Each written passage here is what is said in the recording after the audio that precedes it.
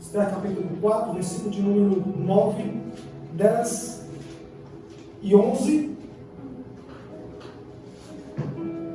E nós vamos tentarmos expor esses versículos e olhar para essa mulher e ver do que ela nos incentiva na nossa caminhada de fé. O que ela tem em comum com nós? O que ela tem em comum com a igreja atual? O que ela pode nos ensinar através das suas atitudes? O que esse livro pode nos ensinar? Quando vocês procuram, que eu acho que gente procurando ainda, eu quero dizer para vocês que Esther, o livro de Esther, é um livro que você não vai ver a palavra Yahvé. Você não vai ver o nome de Deus relatado nos escritos do livro de Esther. Nós não temos falando sobre Deus.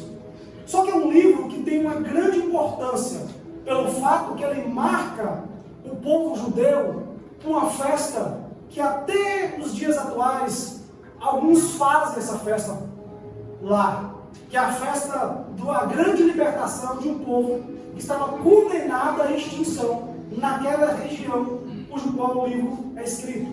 Então aqui, quem está por trás do livro é um rei dos Medos e Persa, por nome Assuero, e carrega o seu nome Xerxes. Rainha Esther, que nós conhecemos como Esther. Esse Esther não é o nome dela hebraico, o nome dela hebraico é Hadassah, o seu nome persa, ou possivelmente babilônico, é Esther.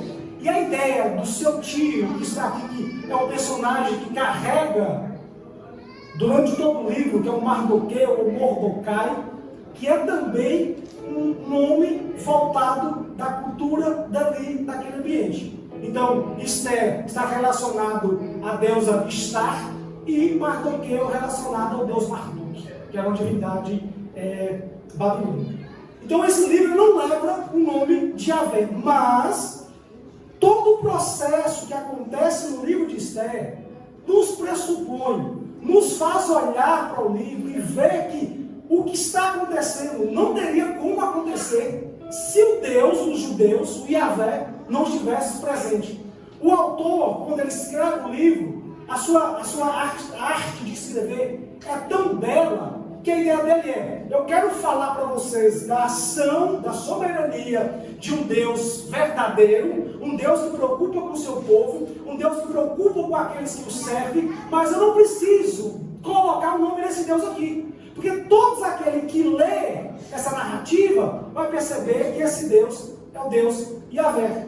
Então, por exemplo, Mardoqueu vem de uma tribo que bem provável é a tribo de Quis, a tribo de Benjamim, que vai relatar sobre o primeiro rei de Israel chamado Saul, o homem que está tentando ir contra o povo judeu chamado Amã, é de uma tribo chamada o povo de Gad, ou na verdade do rei que o nosso Saul deixou passar, não quis matar, quando Samuel vai lá e faz a sua destruição no 2 Samuel. Então você vai ver que esses nomes, essa situação, nos leva a perceber que Deus está presente. E no livro de Esther também contém também algo muito irônico. Há uma ironia contida no livro. Por exemplo, antes de entrar nos versículos, o livro diz, no primeiro capítulo, que o rei Assuero dá uma festa por vários dias. E ele esbanja, mostrando o seu reino, mostrando a beleza do seu reino, mostrando as grandezas do seu reino. E ele se embriaga. Quando ele está já alegre pelo vinho tomado, ele manda chamar a sua esposa por nome Vasti. E essa mulher diz para assim, fala para o rei que eu não vou. Então contém um certo tipo de ironia. Aquele que governa tudo, mas não governa a sua esposa. Aquele que está mostrando que ele é poderoso em tudo, não tem poder sobre a sua esposa. E também várias outras passagens do livro vai mostrar um pouco de ironia. Por exemplo, quando Amã faz uma forca para enforcar Mardoqueu, quem enforcado na forca é o próprio Amã.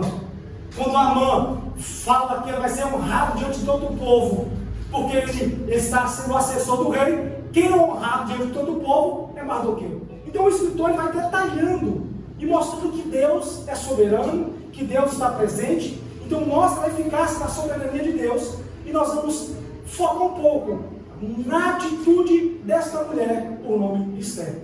Todo mundo botou o versículo? Vamos lá, versículo 9 diz assim: Hataque retornou e relatou a Esther o que Mardoqueu lhe tinha dito. Então ela o instruiu que dissesse o seguinte a Mardoqueu: todos os oficiais do rei e o povo das províncias reais sabem que existe somente uma lei para qualquer homem ou mulher que se aproxime do rei no pátio interno sem ter sido chamado. Será morto, a não ser que o rei lhe estenda o cetro de ouro e poupe a sua vida. Aliás, eu não sou chamado à presença do rei há mais de 30 dias. Mantenha sua Bíblia aberta que nós vamos pontuar algumas coisas aqui. O que está acontecendo aqui, meus amados? Após, como eu disse para vocês, a rainha Vasti ir contra a ordenança do seu marido, o rei Assuero, ele recebe conselhos dos seus companheiros reais e ele destitui a rainha Vasti da sua posição de rainha e da sua esposa. E ele é aconselhado, então, a fazer um certo tipo de censo, uma convocação, para que mulheres viessem até o reinado e fossem inspecionadas pelos eunucos do seu harém, para que fosse a sua esposa. Mardoqueu, que tinha Esther como a sua sobrinha, e ele tinha criado, sobrinha não, a prima, e a tinha criado como filha, fala para ela: olha, disfarça-se, vá-se diante, para que você se torne mulher do rei. E ela vai, e o texto bíblico vai dizer que essa Esther era a mais bela de todas as mulheres, era a mulher mais formosa que tinha. Então os eunucos olham para ela e dizem: você vai ser apresentado ao rei. E quando apresenta Esther para o rei agrada de Esther e a toma como esposa. Só que as esposas não ficaram junto da corte real, mas sim no harém. E no harém o rei mandava chamar: olha, manda chamar minha esposa porque eu quero apresentá-la para o público, ou se não, me deitar com ela. Não é hoje tradicional que as mulheres ficam junto da casa do marido, às vezes passando dificuldade, às vezes passando terreno, às vezes provocando o marido e o marido provocando ela. Lá naquele tempo o rei ficava sozinho, em paz. E a apresentação bíblica dela, que eu quero ser um rei, porque está tranquilo. João também fala a mesma coisa: eu sou rei. E aí, nós vimos, irmãos, que as mulheres, elas tinham, irmãos, eu vou te falar uma coisa, não era como hoje. Elas tinham todo o padrão de beleza, toda a alimentação, toda a vestimenta das melhores. Uma rainha era a rainha de toda aquela região. Então eles estavam na região de Suzã, que é a mesma região onde se encontra Neemias, no seu livro, onde ele vai descrever. Então essa mulher, ela foi escolhida já. E essa mulher agora, ela tem essa capacidade diante do rei. Só que funcionava o seguinte: nenhuma rainha poderia chegar entrando na corte real, Silvana, de supetão. Se não fosse convidado e entrasse, a lei dizia: mate. A lei dizia: não pode desobedecer o rei. E o que acontece? Mardoqueu, que ficava, presta atenção na ironia, ficava na porta do palácio, ele ouve alguns certos tipos de conversa, e ele denuncia essas conversas para o rei, dizendo assim: olha, tem alguém se levantando contra o rei. O rei escuta, mate aquelas pessoas. Posteriormente, ele ficava na entrada do palácio, e quando o assessor do rei, Ramã, vinha, todo mundo se prostrava. E aqui eu falo com vocês que não precisa falar de Yahvé, porque já pressupõe que Deus é o Senhor de Mardoqueu e de Esther. Porque todos se prostraram diante de Amã, mas Mardoqueu não. Ele não se prostrava de forma alguma. Com a ideia: eu só prostro diante do meu Deus, eu só prostro diante do meu Senhor. Então, quando Amã descobre aquela afronta, ele diz: eu vou exterminar todos os judeus da região. Baixa um decreto real, pega o anel do rei, que era o anel que determinava a sentença, marca a carta e espalha que todo judeu seria morto. Mardoqueu descobre isso e fala o seguinte: olha, manda avisar Esther, para que ela possa fazer alguma coisa. Manda ali diante do rei, fala para o rei tirar esse decreto que foi dado. Quando Esther escuta essa notícia, ela diz: eu não posso fazer tal coisa, porque se eu entrar diante do rei e ele não estender o seu cetro real, me recebendo, eu vou ser morta. E vai dar em nada. Olha para você ler. Então ela vai falar assim: olha, se ela volta, eu não posso entrar. E aí, versículo 12, a mãe diz o seguinte: quando informaram a Mardoqueu da resposta de Esther, ele mandou dizer-lhe: não pense que pelo fato de estar no palácio do rei, você será a única entre os judeus que escapará. Se você ficar calada nesta hora, socorro e livramento surgirão de outra parte para os judeus, mas você e a família do seu pai serão mortos. Quem sabe se não foi para um momento como este que você chegou à posição de ser rainha. Mardoqueu agora volta a escrever para ela: moça, faça alguma coisa, tome uma atitude. Se você não fizer nada, eu acredito que o socorro e livramento vai vir de outra parte. A confiança de Mardoqueu é uma confiança em um Deus que pode dar livramento. Ele confia que Deus vai livrar os judeus da extinção naquela região. Ele confia que Deus vai fazer alguma coisa, mas ele diz assim: ó, talvez o seu propósito, se você está na corte real, de você ser rainha, de você pertencer a esse ambiente, seja para isso. Seja por causa disso, desse motivo que Deus permitiu que você, sendo judia, está numa corte que não é do seu povo. E aí quando ele fala isso para ela, ela entra numa situação que chama a minha atenção e salta os meus olhos. Que é o exemplo que ela dá, que eu quero compartilhar com vocês. Ela diz da seguinte maneira, versículo 15: então Esther mandou esta resposta a Mardoqueu. Qual a resposta? Vá, reúna todos os judeus que estão em Suzã. Não somente isso, jejue em meu favor. Não coma nem bebam durante 3 dias e 3 noites. Eu e as minhas criadas jejuaremos, como vocês. Depois disso, irei ao rei. E ainda que seja contra a lei, se eu tiver que morrer, morrerei. E aqui, meus irmãos, que eu entro em personagens bíblicos que tocam a nossa caminhada de fé. Porque diante de uma crise, de uma ameaça, de uma extinção, de um povo, de um nome, de uma família, que alguém precisa se posicionar. Que alguém tem que dar a cara a tapa e dizer: olha, eu não posso fazer muita coisa, mas eu posso tomar uma atitude de fé. Uma atitude que possa levar que o decreto que foi determinado contra nós, que não é o decreto de Deus, é o decreto de homens, pode ser anulado pela vontade de Deus. O que eu olho para isso aqui é homens, reis, poderosos, governos, dão decretos, dão orientação, diz o que vai ser ou o que não vai ser. Mas esse texto me faz lembrar que existe um Deus no céu, que é Senhor dos senhores, que é Rei dos reis, que é o Todo-Poderoso, que mesmo que o homem diz não, ele pode dizer sim. E mesmo que o homem diz sim, ele pode dizer não. Mesmo que o homem diz está acabado, e esse Deus pode dizer: ainda não chegou a minha hora, espera por mim. A nossa atitude, sem saber o que vai acontecer, nos leva ao colapso de desespero. A atitude dela: se eu morrer, morrerei, está dizendo: de qualquer forma, Ezequiel, nós vamos morrer. De qualquer forma, Charlene, vai dar em nada. Se o rei estender o cetro, eu serei condenada. Mas se eu não fizer nada, o povo judeu será morto. Entre a cruz e o punhal, eu preciso agir. Eu preciso tomar uma atitude. Eu preciso avançar. E ela parte com uma atitude, primeiramente, coletiva. Olha aí, ó. Ela olha para a forma coletiva e diz assim: olha, a causa não é minha só, é de todos. Se é de todos, todos precisam estar envolvidos nela. Não somente eu sou responsável. Eu não vou dar minha cabeça para salvar uma nação. Mas se todos concordarem comigo e estiverem juntos, nós daremos a cabeça junto. Se eu morrer, todos morrerão. Se eu padecer, todos padecerão. Uma atitude de fé que faz o Deus se mover de uma forma implícita. A soberania de Deus se concretiza por uma atitude. Aí eu te falo uma coisa: o nome de Deus não é falado, mas ela jejuou em prol de quem?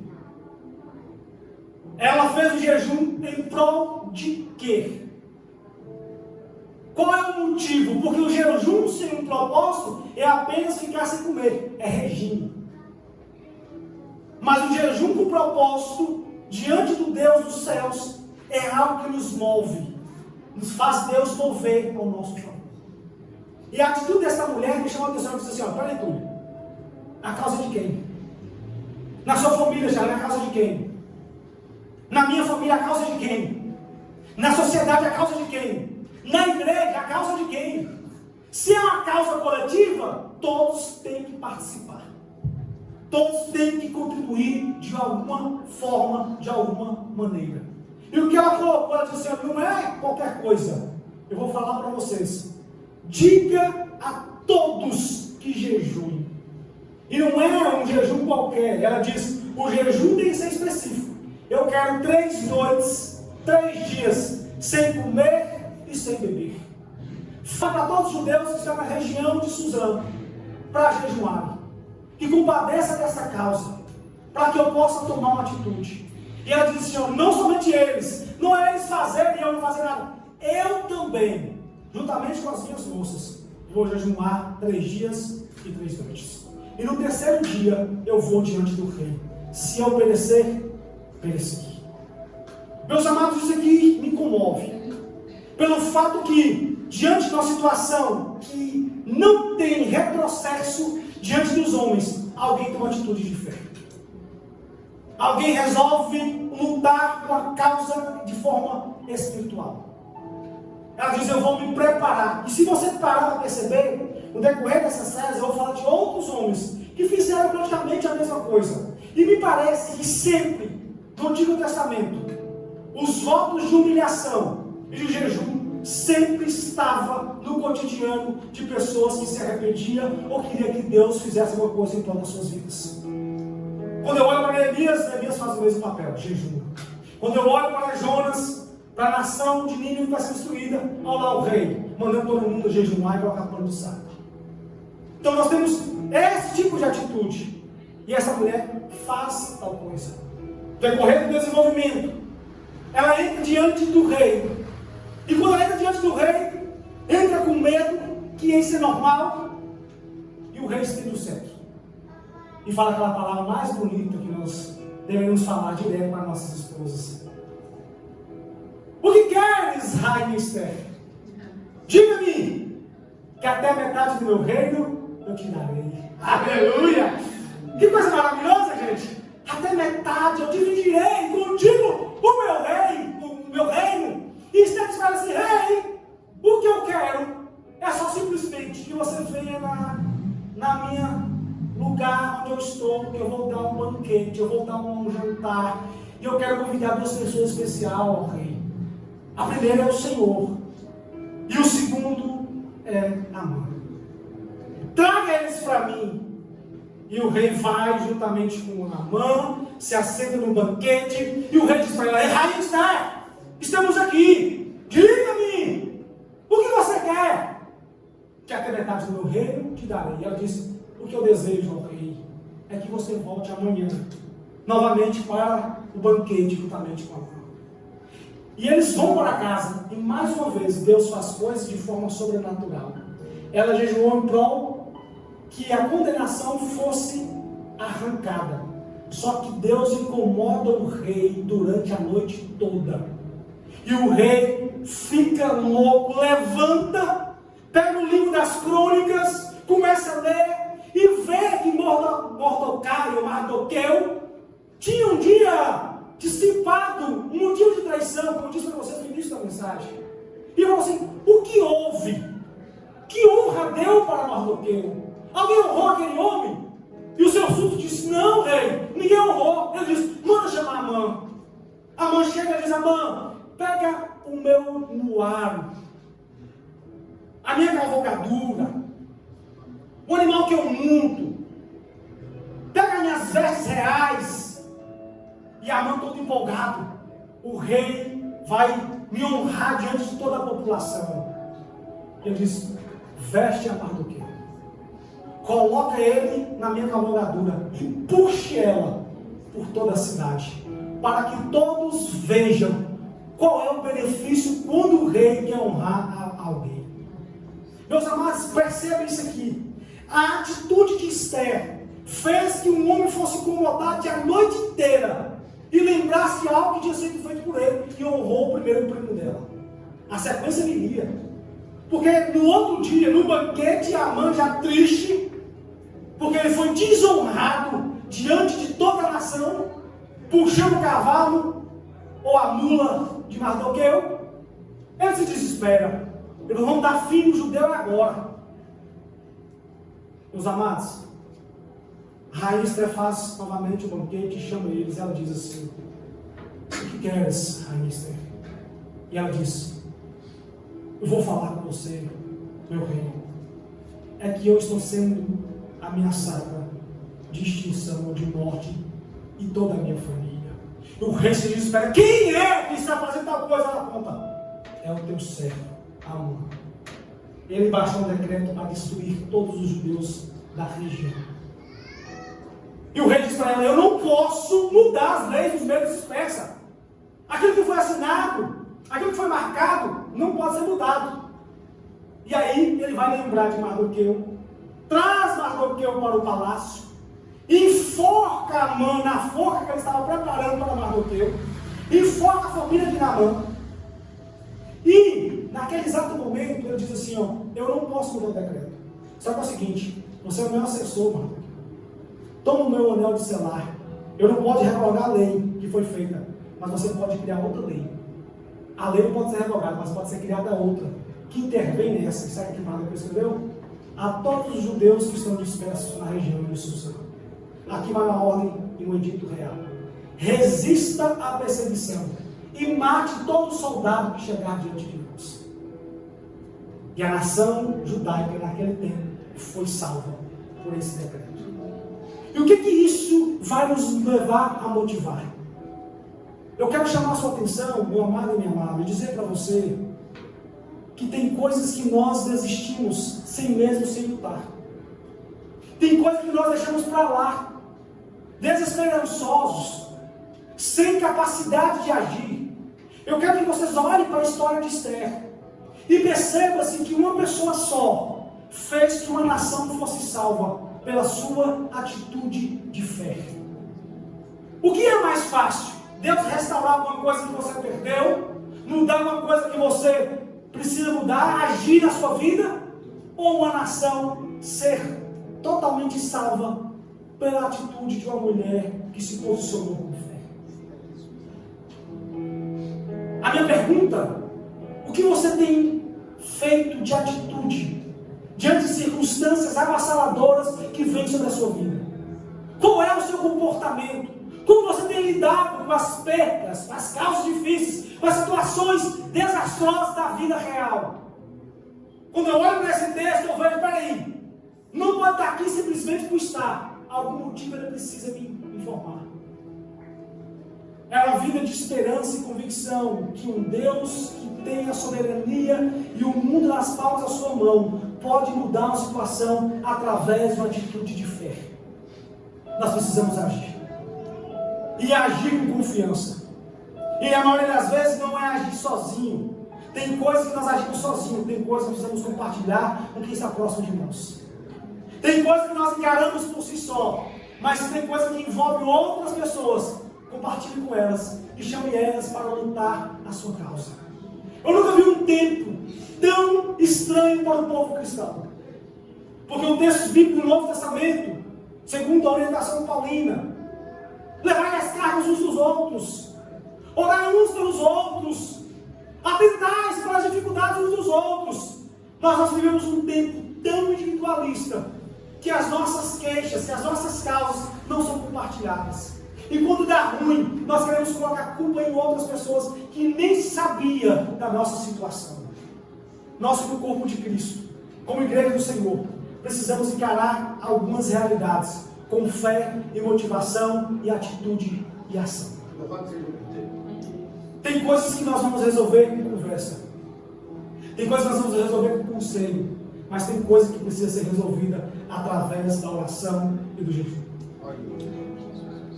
Tem coisas que nós temos que ir para o joelho mesmo, juntos, unidos, e dizer: Senhor, veja o que está acontecendo. age em nosso favor. Incomode alguém, Senhor. Lide com a situação. Porque a atitude dessa mulher foi tão maravilhosa, Silvana, que o rei ele é incomodado à madrugada para honrar o seu primo. Depois ela entra, faz, e olha para você ver. Não faltou nela, João, sabedoria. Ela fez 2 vezes. Se é agrado do meu Senhor, jante comigo no outro dia. Então, irmãos, tem momentos que nós jejuamos e oramos, mas sem sabedoria. Nós temos que ter sabedoria, posicionamento correto e atitude certa para que as coisas de Deus se concretizem em nossa vida. Quem é o governo de todas as coisas ainda é o Deus, o Senhor do Senhor. É através dele que nós precisamos ter atitude.